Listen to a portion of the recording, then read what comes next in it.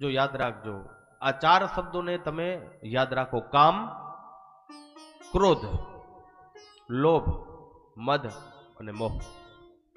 આ પાંચ વસ્તુ એકબીજાથી જ આવે છે. કામની અપૂર્તિ જ ક્રોધનું કારણ, બીજું કોઈ કારણ હોતું જ નથી. તમને ક્રોધ આવ્યો એટલે સમજી લેવાનું તમારા મનની જે કામના છે એ કામની અપૂર્તિ. કામની અપૂર્તિ ક્રોધને ઉત્પન્ન કરે છે. કેને ઉત્પન્ન કરે છે? ક્રોધ તમને ઉત્પન્ન થયો એનો સીધો ભાવાર્થ છે ક્રોધ શું કામ આવ્યું ગોતવાનું નથી, અને શું વાંધો પડ્યો ગોતો. કામની અપૂર્તિ ક્રોધને ઉત્પન્ન કરે છે.